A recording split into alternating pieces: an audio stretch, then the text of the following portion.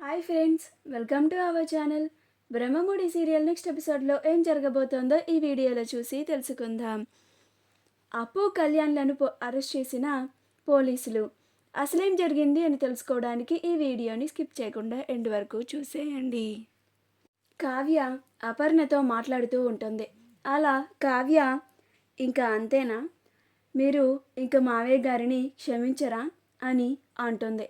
అప్పుడు అపర్ణ, అవును, నేను ఇంకా అస్సలు క్షమించను. ఆయన మీద నేను నా ఆశలన్నీ పోగొట్టుకున్నాను. నేను ఆయనే నా ప్రపంచంగా భావించాను.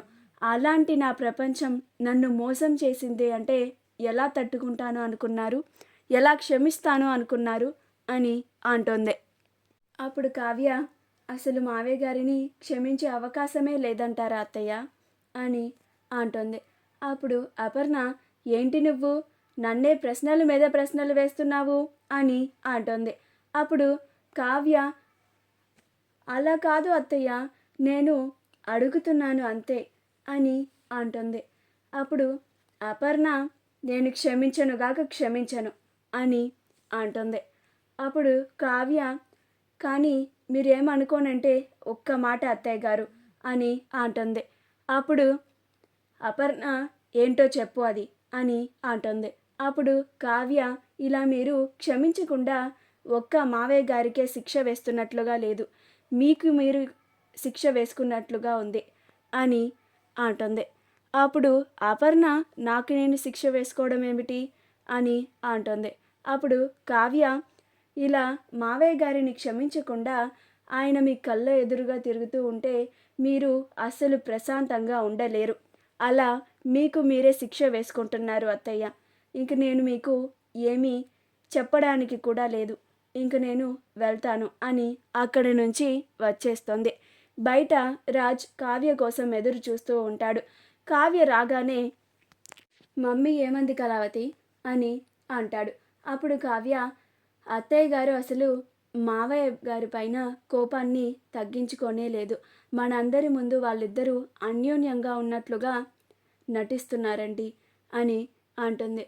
అప్పుడు రాజ్, అది తెలిసిన విషయమే కదా, అసలు ఇంక మమ్మీ డాడీని క్షమించను అని అంటుందా అని అంటాడు. అప్పుడు కావ్య, మరి అంతే కదా అని అంటుంది. అప్పుడు రాజ్, మనం వాళ్ళ విషయంలో ఏమీ చేయలేమా కళావతి అని అంటాడు. అప్పుడు కావ్య, ఇప్పుడైతే ఏమీ చేయలేమండి అని అంటుంది. ఏమన్నా చేద్దామన్నా కూడా వాళ్ళిద్దరూ మనపైనే కోపడుతున్నారు అని అంటుంది. అప్పుడు రాజ్, సరే ఆలోచిద్దాంలే పద అని వాళ్ళిద్దరూ వాళ్ళ గదికి వెళ్ళిపోతారు. మరుసటి రోజు అప్పు బంటీలిద్దరూ బండి మీద వెళ్తూ ఉంటారు. వెళ్తూ ఉంటే రోడ్డు మీద ఉన్న ముగ్గురు కుర్రాళ్ళు అప్పుని అతి దారుణంగా కామెంట్ చేస్తారు. అప్పుడు అప్పు వాళ్ళ మీద సీరియస్ అయ్యి వాళ్ళని చితగా బాదుతుంది. వాళ్ళు వెళ్ళి పోవడానికి ట్రై చేస్తూ ఉంటారు. అప్పుడే పోలీసులు వస్తారు. అక్కడ వాళ్ళు కొట్టుకుంటున్నారు అని అందరినీ వ్యాన్లో ఎక్కించుకొని వెళ్ళి పోలీస్ స్టేషన్కి తీసుకెళ్తారు. అప్పుడు ఏంటమ్మా గొడవ అని అంటారు. అప్పుడు అప్పు, సార్, వీళ్ళు ముగ్గురు నన్ను కామెంట్ చేశారు, అందుకే నేను కొట్టాను అని అంటుంది. వాళ్ళకి తగిలిన దెబ్బలను చూసి, మరీ ఇంత దారుణంగా కొడతావా, నీ పైన యాక్షన్ తీసుకుంటున్నాం అని అప్పుని జైల్లో పెడతారు. అప్పుడు బంటి, సార్, మా అక్క ఏం తప్పు చేయలేదు సార్, సార్ ప్లీజ్ సార్ మా అక్కని వదిలేయండి సార్, అక్క అని బాధపడుతూ ఉంటాడు. అప్పుడు అప్పు, రే బంటి, నాకేం కాదురా, నువ్వు కంగారు పడకు అని అంటుంది. నువ్వు ఈ విషయాన్ని ఇంట్లో అమ్మా నాన్నలకి చెప్పకు అని అంటుంది. అప్పుడు బంటి ఏం చేయాలో అర్థం కాక కళ్యాణ్కి కాల్ చేస్తాడు. అప్పుడు కళ్యాణ్ వెంటనే పోలీస్ స్టేషన్కి వస్తాడు.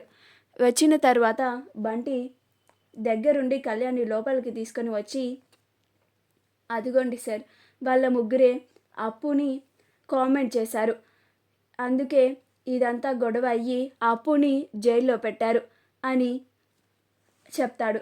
అప్పుడు కళ్యాణ్కి అప్పుని కామెంట్ చేశారనేసరికి బాగా కోపం వచ్చేసి అక్కడ కానిస్టేబుల్ చేతిలో ఉన్న లాఠీని తీసుకొని ఆ ముగ్గురిని చితగా బాదుతాడు.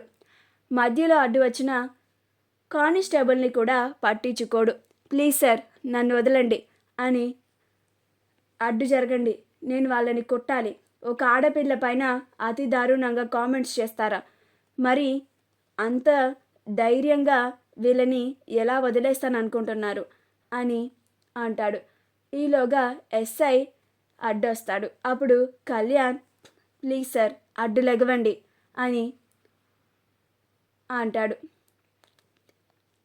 అలా కానిస్టేబుల్కి ఒక చిన్న దెబ్బ తగులుతుంది.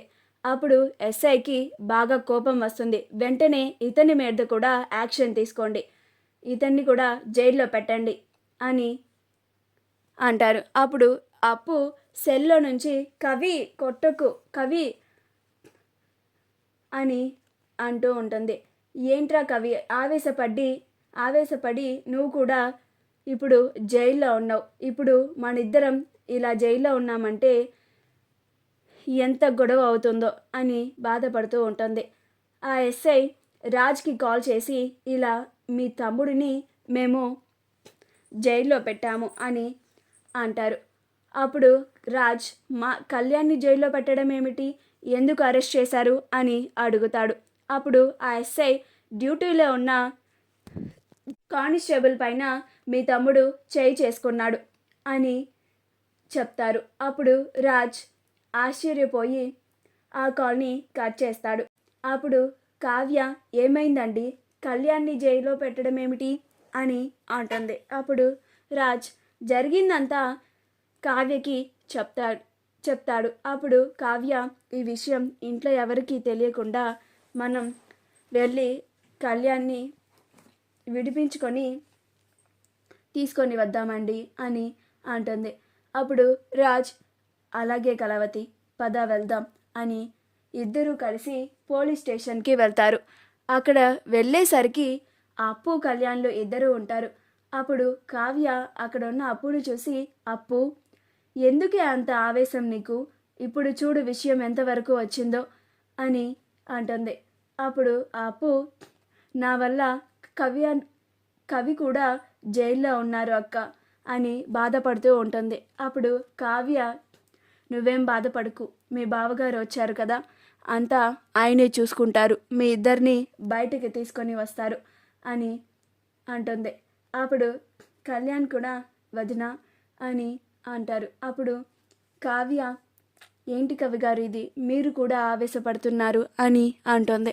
మా వీడియో కనుక మీకు నచ్చినట్లయితే లైక్ చేయండి, షేర్ చేయండి, మా ఛానల్ని సబ్స్క్రైబ్ చేసుకోండి, పక్కనే ఉన్న బెల్ ఐకాన్ని క్లిక్ చేయడం మాత్రం మర్చిపోకండి.